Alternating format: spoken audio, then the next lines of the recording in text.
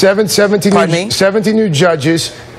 What does that do to actually stem the flow, to stop the tide of these young people who are coming up from Central America? We've heard from a number of them that they are leaving violent, desperate situations. What will the 17 new judges do to help that situation?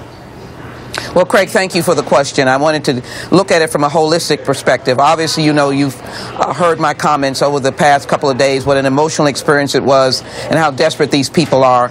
And the international leaders, the UN, declared these children as internationally protected. So what we need to do is have a whole face to this.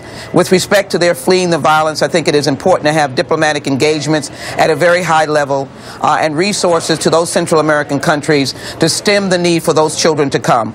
But we also realize that 85% of them are coming to be joined with family members here. This is a migration that has come about through poverty and extreme violence, threats of killing children if they don't join cartels. So you have to look at it from both ends.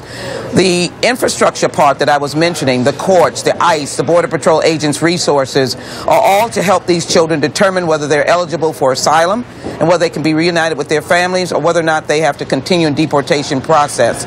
I will tell you it is also important to speak to America, because many of these children on a temporary basis, because of the law signed by President Bush, will have to be in our communities.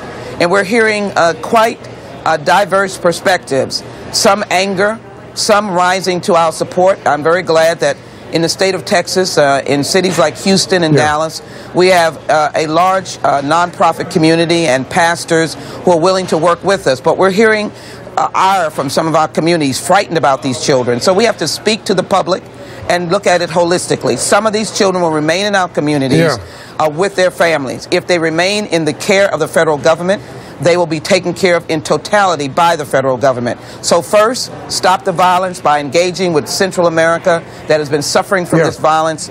Their backs broken for a couple of years. And then on the other end, Craig, we've got to be able to deal with their care and then deal with our border. I disagree that our border is in devastating condition. Our border patrol agents are doing their job. You think the border is secure? Now, Craig, here's what I think. I think that you have not looked to this issue except for this rising migration. Congresswoman, this is a very simple question. Yes or no? Are our borders secure? I think our border, with now 21,000 Border Patrol agents, is under control.